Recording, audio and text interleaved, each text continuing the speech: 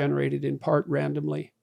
And it seems to me that there's something there that would reconcile the relationship in modern biology between the spirit and matter, let's say. So, because consciousness calls matter into being in some real sense. So, well, consciousness also for us is a spiritual phenomenon. It's not a material phenomenon. And the ancients said that the one who denies the soul, that you'd have to determine him an idiot. They really saw it as a kind of absurdity to deny the existence of a soul, because it's so clear, if anybody's ever seen a corpse, that something's very profoundly missing. So let's go back to practicalities with regards to Islam. And also I'd be interested in, you said that you chose, so I want to know what following the Islamic faith has done for your life personally. How has it helped you put yourself together?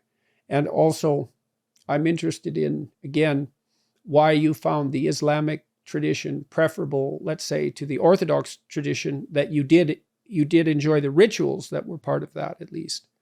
So let's deal with practical issues first. So,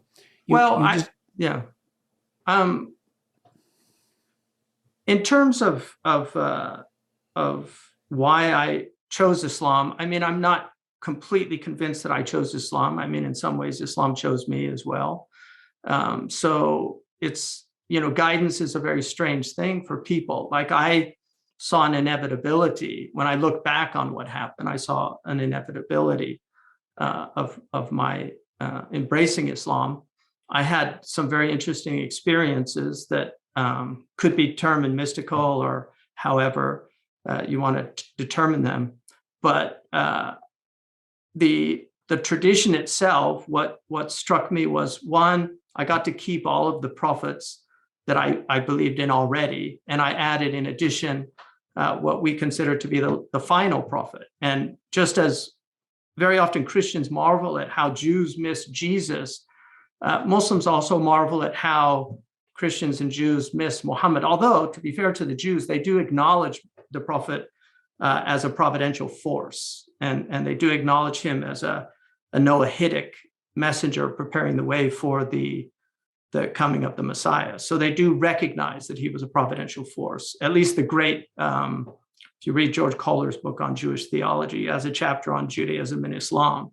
And certainly the great father of Orientalism, Ignaz Goldziher, he actually said that he felt that Islam was the only religion that somebody of a philosophical bent could actually accept. And he wanted to really bring in the gift of philosophy into Judaism that had been, that the Muslims had so richly participated in. In fact, there's an argument that just as Judaism prepared the way for Christianity, it was Islam that prepared the way for a philosophical Western Christendom. Because if you look at the transmission of all of that knowledge that comes into Europe, it's quite extraordinary. I mean, St. Thomas Aquinas, who's 13th century, he dies in 1274, and yet he's the doctor of the church. Just look at the number of times he quotes Muslims. I mean, he calls Averroes the commentator. So I think Islam, one of the beauties of the religion to me is that you'll find whatever you're looking for in it. I mean, Islam, it has a very simple theology that anybody can understand. In Surah Al-Ikhlas, the chapter that says, say God is unique, God is completely independent, God neither gives birth nor was God born, and there's nothing like God.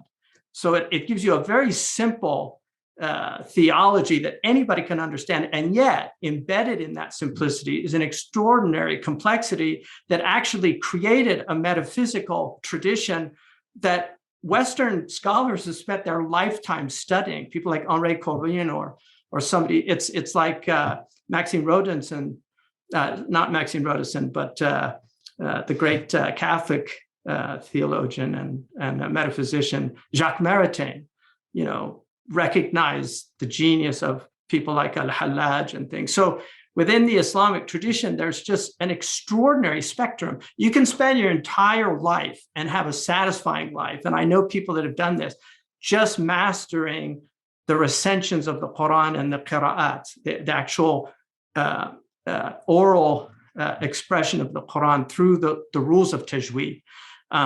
You can spend your life studying exegesis. You can spend your life studying prophetic tradition. You can spend your life studying the great mystics of Islam. We have the best poets in the world.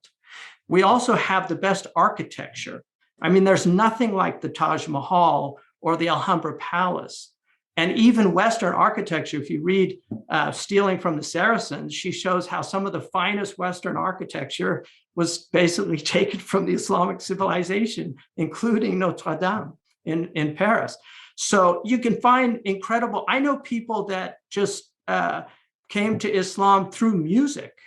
I mean, I know some really professional musicians that fell in love with Arabic music, which led them into Muslim culture, people that love just, I mean, one of the most interesting things about Islam is it is a truly universal religion in that you can go from Indonesia to California and find all of these different expressions of the same central truths of Islam with their own local colorings.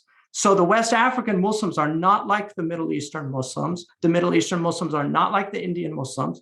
And you have people like, one of the great Impressionist painters of Sweden. I think he's actually considered a national treasure in Sweden, but his paintings hang in the museum there. He became Muslim in jail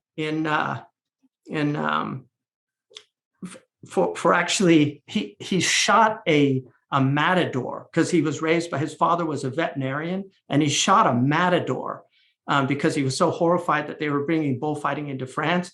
And there was such an uproar that they actually released him.